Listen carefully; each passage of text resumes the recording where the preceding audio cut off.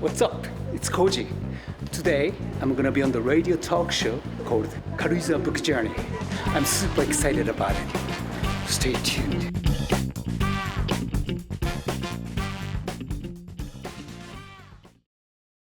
軽井沢ブックジャーニー。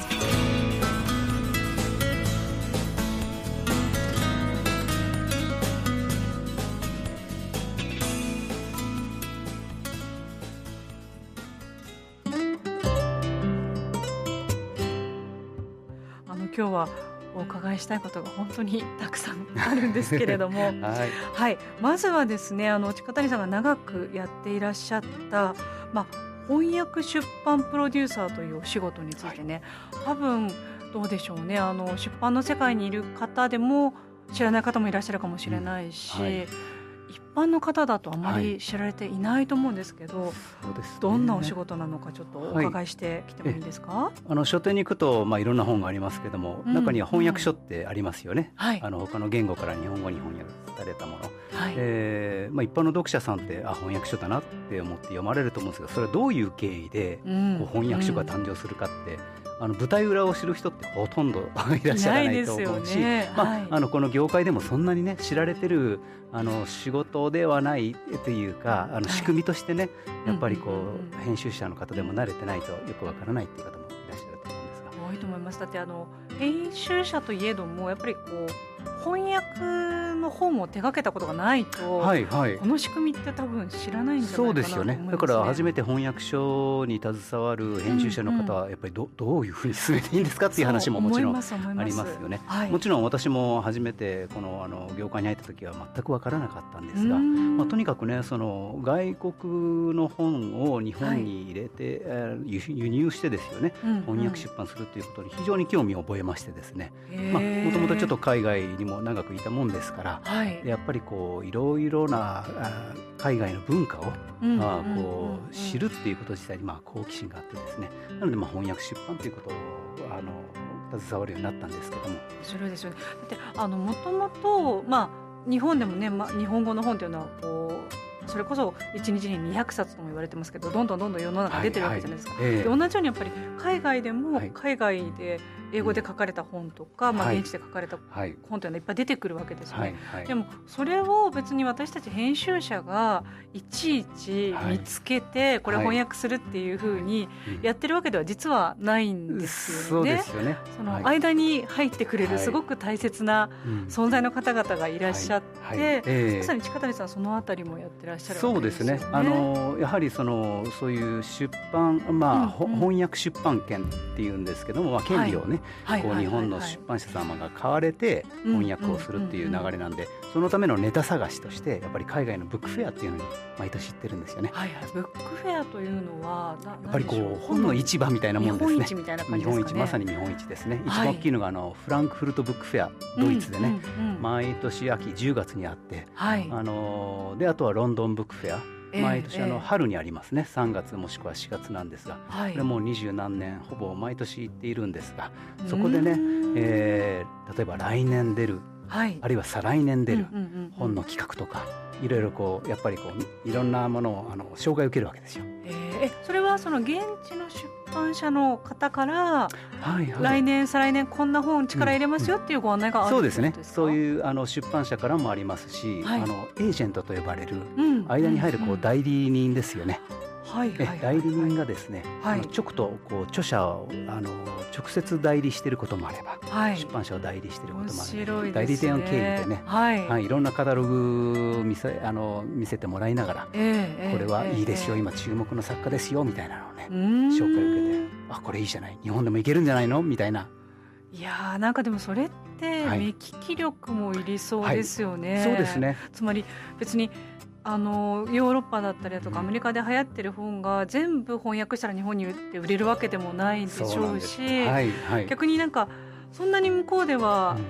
いまいちというか、でも日本ではこれ化けるんじゃないかというのも多分そうですそうです。ありますよね。そこがね、非常に面白いところでもありますね。海外でものすごくベストセラーになったからといって日本で売れるわけではない。だからこれが難しいところで、向こうは自信満々にこれは100万部売れたからね、これは絶対いけるよって言われるんだけど、不思議と日本だったら、不発に終わるとかよくあります。なんか私も翻訳もって時々やるんですけど、もうすごくその大型案件ですみたいなことを言われて、でそれこそ日本のね出版社が何社も競るように版権を取って、こんな高額でみたいなことあるけどあれみたいなこともあったりするじゃないですか。ありますね。昔からその辺はですね、いろんな例がありますね。大失敗したものとかね獅子類類っていうか、だから難しいですね。難しいですね。たまにそうですね。これが大ヒットみたいなこともあるんですか。ありますね。やはりですね、世界で著名な著者であるとか、人気作家のものってやっぱり高額になりがちなんですよね。やっぱり競争になってオークションとかね、確かになっちゃうと、そうすると大手の出版社さんしか資金力の問題もあってですね、買えないっていうこともあるんで、だからといって売れるとは限らないんですけれども、だから中小の出版社さんが例えばちょっと古い本でもロングセラーになってて、これはうまくプロモーションできれば日本でも長くロングセラーにできるんじゃないかなとか、そういう話もあるし、そのマッチングですよね。それが非常にやりがいがあるというか。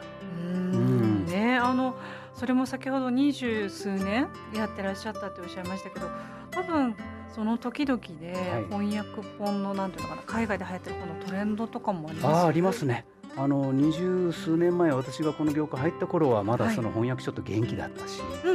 投資の本だとか金持ち父さんとかね、あったじゃないですか。ありました。やっぱりトレンドがあるんですよね。だんだんスピリチュアル系が、スピリチュアルも当初日本ではね割と怪しい。シークレットとか。シークレットありましたね。ありましたよね。あれもなんかすごく売れた印象がありますね。そうなんです。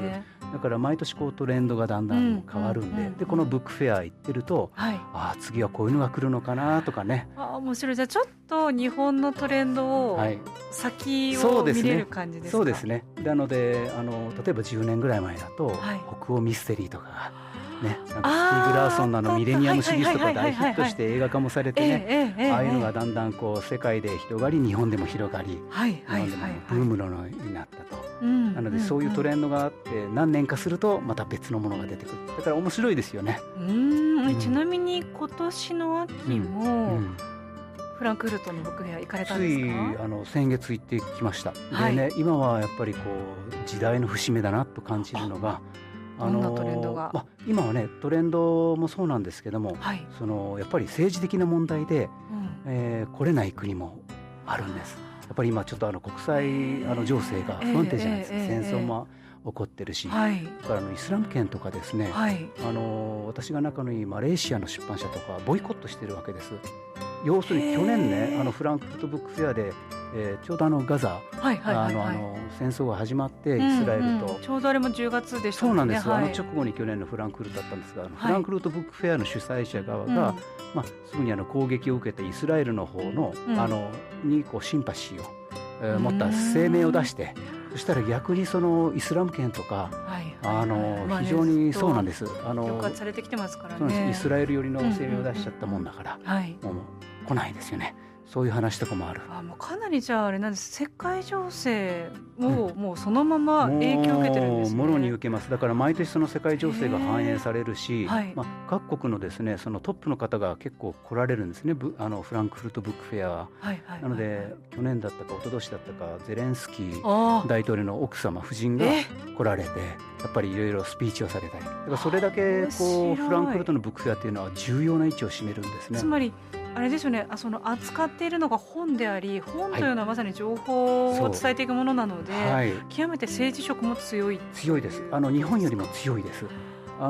れを端的に表しているのがその政治家が自伝を書きますよね。自伝はものすごく売れますね。確かに、まさに8年前でしたっけ、大統領選の時にも、その直後に、ヒラリーが当選するであろうということで、ヒラリーの自伝がかなり高値でやり取りされてたような印象がございますが、あとオバマ元大統領と、ミシェルの合わせてそれこそあれですよ、前払い印税だけで60億円とかね、そういう世界ですからね。だから、海外の方がその本に対する信頼っていうか、なるほど、そういったドキュメントに対する価値っていうのが日本よりもなんかすごく高い気がしますね。だからなんですね、面白いですね。だからそういった意味ではブックフェアっていうのは非常にこう世界の、本のトレンドもあるんですけども、世界情勢っていうのがすごく反映されるんですね。今回ちょっと現地でブラックジョーク聞いてきたのがね、そのある国の、窃盗犯で捕まった人が刑務所を入れられて、でそこで刑務所の中にも図書館が大体あるんですね、でそこでちょっと本借りようと思ったら本が一冊もないんですよ、で刑務官に本がないんですけど、そしたら本はないけど作家はいっぱいいるよここにっていうジョークです要するにみんなね、ブラックジョークです、ブラックでみんなね捕まっちゃって表現の自由がね、そういう国が、ジョークで終わらないような国が増えちゃってるんですね。確かにそうかもしれないですね。そうなんです。なのでブックフェアに行って、本のネタも探すんですが、世界がどこ向かっているのか、そういうことも非常にこう気になるので、そういうこともウォッチしながらできれば日本に帰ってきて、編集者の方にこうメールマガジンで、今こういうことが起こってますよ、北欧の方では今スウェーデンではね 50% 以上本の売り上げはもうオーディオですよとかね。そうですか。それぐらいこれがね5年後10年後っていう日本に影響があると思うので、そういうのを見ておくっていうのは非常に重要かなと思って、そういう情報をね本を版権を売るだけじゃなくて、そういう世界情勢とか、出版のビジネスの、ネタとかねそういったものも非常にこう面白いので。そうですよね。軽井沢ブックジャーニー。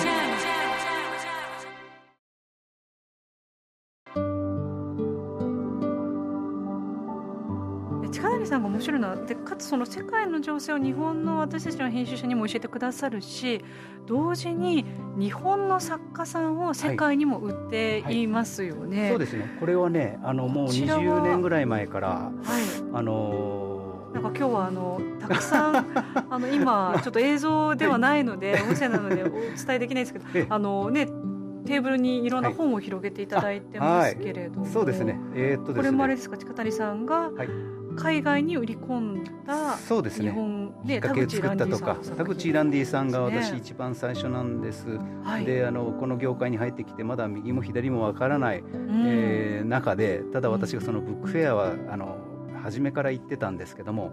やっぱりね日本から行くとみんなその海外、特に欧米のものをありがたがってこう買ってた時期があるし、ついついね私たちその海外の西洋の文化をありがたがるっていうのを、そうですね。これは全然悪いことではないし、もちろん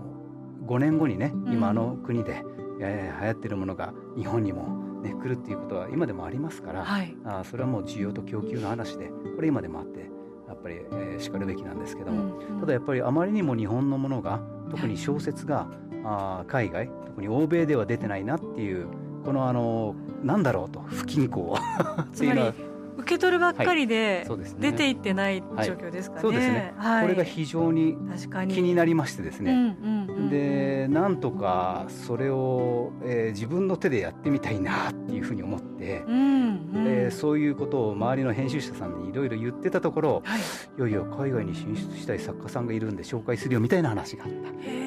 それが最初紹介受けたのが、田口ランディさんだったんですよね。あれですか、ランディさんはご自分で作品を海外に出していきたいという思いがあったんですか？そうです。すごく本人があって、そうなんです。そうなんです。それでね初めて私も日本の作家さんと会うってすごい緊張しましてですね、当時銀座にあった銀座ライオンっていうところにね、行ったらお着物をお召しになってね、秘書の方とお待ちになられて、ガッチガチに緊張してですね面接を受けるような気分でお会いして、そしたらなんかね気があって、近谷さん経験ないけどやる気だけはありそうなんで任せるわみたいな話そこから始まりまして、でも彼女の作品が非常にこうやはりユニークでね、今までにないタイプの作家さんだったんで。じゃあそれはその欧米のマーケットで見ても田口ランディさんの作品っていうのは貴重だというか、彼女の作品は日本ってほら分断って、今分断って言わないけど、ぱり芥川賞、なりますね、直木賞とかあって、もうそういう分断でこう、例えば文芸誌でね、賞を取ってみたいなんじゃないんですよね。彼女はちょっと異端なので、最初出たコンセントっていうのが原稿書から出ましたが、これがね、強烈な内容なわけですよ。で3部作としてなってるんです。これはちょっと今までと違う作品だなということで、これぜひ海外でどういう反応なんだろうと、でイタリアでね、まずはその3部作が決まりまして、イタリアからだったんですか。それをね、現地にいらっしゃる翻訳家のおかげが、もあったんですけども、それで、ローマにある出版社から出まして、で田口ランディさんと私がその大沢ツアーで呼んでもらったんですよね、イタリアに。じゃあかなり、そのローマの版元さんも、著者ツアーをやるぐらいですから、相当お金をかけてプロモーションをやられたわけですね。そうです。いろんなテレビだとか、ラジオとか、新聞とか記者毎日ね、30分刻みで1日インタビューだけの日とかね、これ横で見ててね、こうやって日本文化って広がっていくんだっていうのを目の当たりにしたわけですね。なのでこれは私もぜひ続けていきたいと。これはもう20年ぐらい前の話です。それはやっぱりあれですか、そのいわゆるこう欧米の分断会というのかな、その文芸の世界の中でも、やっぱりこう日本の文学っていうのは受け入れられるものなんですか。それがですね、当時はまだその海外で日本の作家、著名な方って本当村上春樹さん、あとはね、イタリアでは特に吉本ばななさん。吉原ばななさんはその時はもう行ってたんですね。すごく有名でした。そうですか。大人気でした。なので田口ランディさんがイタリア語版出る時、前書きを吉本ばななさんが引き受けてくださったんです。2人はでももともとご友人でいらっしゃるので、本当に快くね書いてくださったので、そういったことも力添えもあってイタリアで出まして。なるほど。そうなんです。いや逆にその私たちがなんていうのか、普段から親しんでる日本の文学というのが海外でどういうふうに受け止められてるのかなっていうのはすごく興味津々で、なんとなくね、先ほど村上春樹さんとか、吉本ばななさんとか、古くは谷崎潤一郎とか、川端とかね、そういう世界のものだけなのかなっていう感じがしたんですけど、一時期はね本当そうだったんですよ。でもここに出てるのは全然今の作家さんのものが。そうです。だから、ついこの、5年ぐらいはですね、日本の純文学、特に女性作家が、非常に、欧米圏でも注目されまして、小川陽子さんとか村田沙耶香さんのね、コンビニ人間は非常に世界中でベストセラーになりましたし、コンビニ人間も世界で受けるんですね。もう大人気だし、非常に売れました。それはちなみに世界では日本の文学のどういうところが評価されてるんですか。おそらくなんですけど、女性作家がこれだけ、海外から受け入れられたっていうのは、大体その日本女性がこの日本社会で置かれている生きづらさだとか、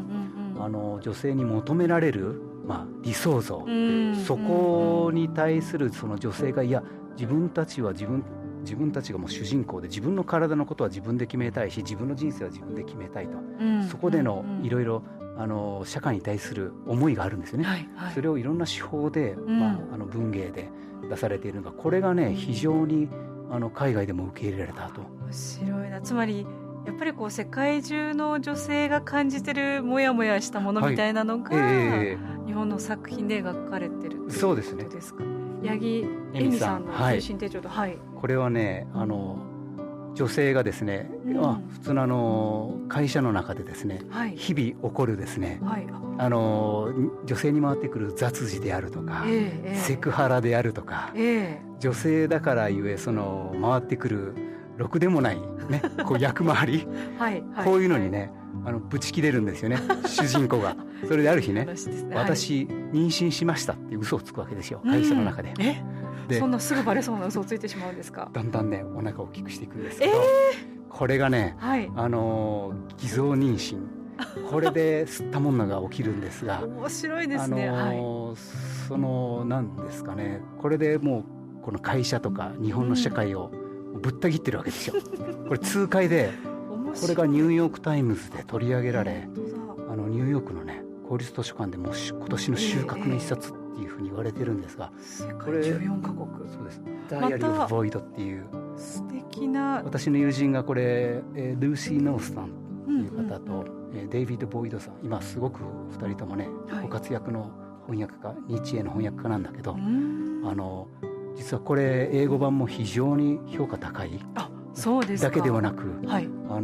映像化も進んでいます、海外で。すごい。でも確かに映像になりそうな感じですよね、お話。でもね、日本の小さな会社で起こる日々女性が置かれてるね話なんだけど、非常にこれ共感を得るほど痛快な内容なわけですよね。なるほど、面白い。じゃあ全然私たちどうしたってなんか日本ってそれこそ、ね、ガラパゴスとか、ついつい思いがちだけど、ここで描かれてることっていうのは、結構世界に通用するようなことが書かれてるっていうのは、なんだかすごい勇気が出てきましたね。近谷さん、ちょっと今日はなんとちょっと不思議な格好をされてらっしゃるのは、ちょっとこれ触れずに番組終われないなというのもあったんですけれども、忍者の格好をしてきてもらってますが、どうやらYouTuber としてもご活動始められて、忍者で何をされてらっしゃるかちょっとお伺いしてもいいですか？そうですね。コロナの間に、本屋始めたわけですね、新駒書店。でコロナの間、要するにそのフランクフルトブックフェアもロンドンブックフェアも行けない。でこっち、私たちは6年前に家族で移住してきたんですね。子供の学校、今佐久本町にお住まいなんですね。そうなんです。で移住してきて1年後に、コロナになりまして、で本屋を始めまして、でただ仕事は全くできなくなっちゃった。海外とのネットワークも築いてきたのに、一旦すごくやる気失っちゃった時期があって、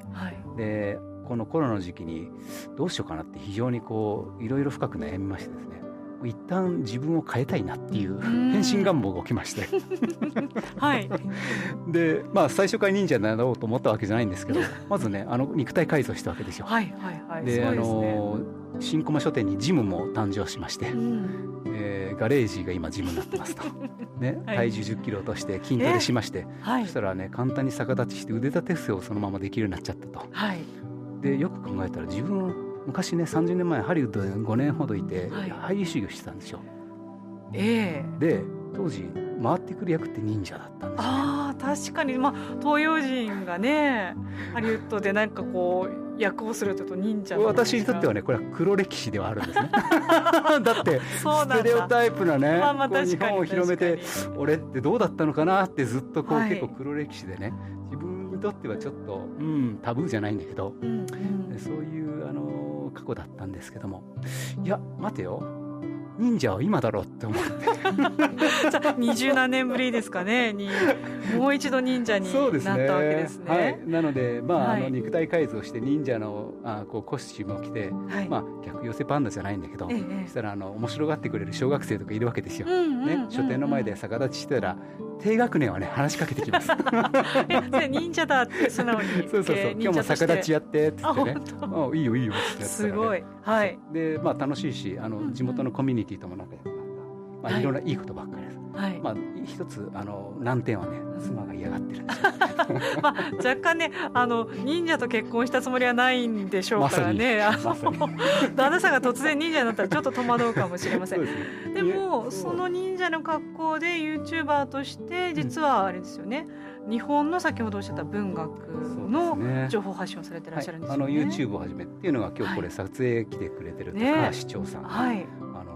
彼がこういうことしようよみたいに言ってくれたので、いいじゃん、なんかやってみようよって話で、今年から始めたと。最後にこのまさに YouTube の番組名をですね、この FM 軽井沢のリスナーの皆さんにもお伝えいただければと思いますが、忍者店長の書籍情報発信局です。忍者店長の書籍情報発信局で検索すれば、近谷さんのお姿がご覧になれるということなので、もしよかったら皆さんご覧になってください。よろしくお願いします。そろそろエンディングの時間が近づいてきました。近谷さん、今回は本当にどうもありがとうございました。どうもありがとうございました。この番組は宝クリエイト、カフェサンメール雲場の提供でお送りしました。